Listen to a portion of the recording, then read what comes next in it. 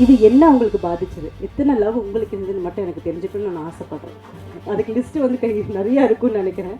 இந்த படம் பண்ணும்போது நிறையா மன அழுத்தம், மன உடைச்சல் எனக்கு பர்சனலாக ஆயிடுறது. ஆட்டோகிராஃப் சாங்ஸ் ஷூட் பண்ணிகிட்ருக்கோம். ஷூட் பண்ணிகிட்டு இருக்கும்போது ரொம்ப ரொம்ப மன கஷ்டத்தில் இருந்தேன். அவருக்கு என்ன தோணுச்சுன்னு தெரியல, பக்கத்தில் வந்து உட்காந்தாரு.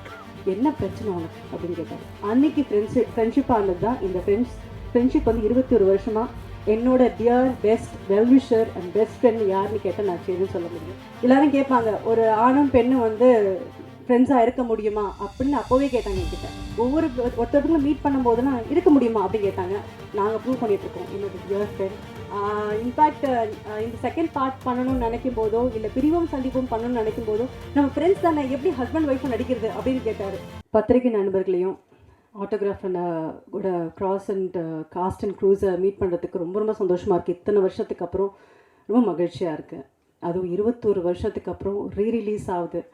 நிறைய பேசிட்டாங்க இந்த படத்தை பற்றி, எக்ஸ்பீரியன்ஸ் பற்றி. இது கண்டிப்பாக ஹிட் ஆகும். ஏன்னா இந்த ட்ரெய்லர் பார்க்கும்போதே புதுசாக இருந்தது. அதுவும் சொல்லியிருந்தார்.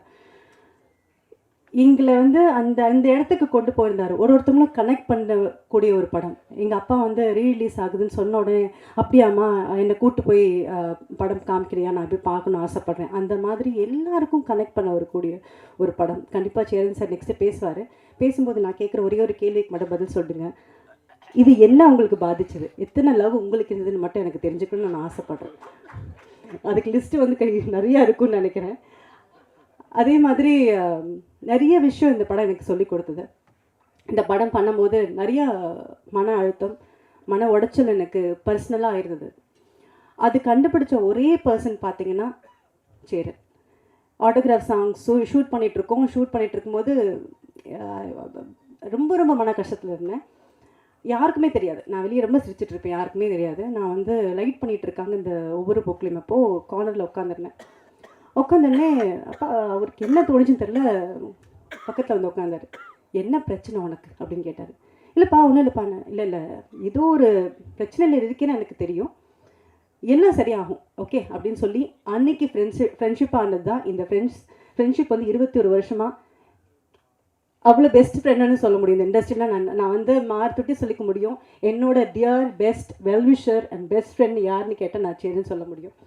எல்லோரும் கேட்பாங்க, ஒரு ஆணும் பெண்ணும் வந்து ஃப்ரெண்ட்ஸாக இருக்க முடியுமா அப்படின்னு அப்போவே கேட்டாங்க என்கிட்ட. இந்த படம் பார்த்துட்டு ஒருத்தருக்கும் மீட் பண்ணும்போதெல்லாம் இருக்க முடியுமா அப்படின்னு கேட்டாங்க. நாங்கள் ப்ரூவ் பண்ணிகிட்ருக்கோம் என்னோட டியர் ஃப்ரெண்ட் சரிப்பா, நீங்கள் கண்டிப்பாக இந்த படம் உங்களுக்காக வெற்றி அடையணும்னு ஆசைப்பட்றேன். ஏன்னா இந்த படத்துக்காக அவ்வளோ உழைச்சிருக்காரு, எல்லாருமே சொல்லியிருக்காங்க, அவ்வளோ கஷ்டப்பட்டிருக்காரு.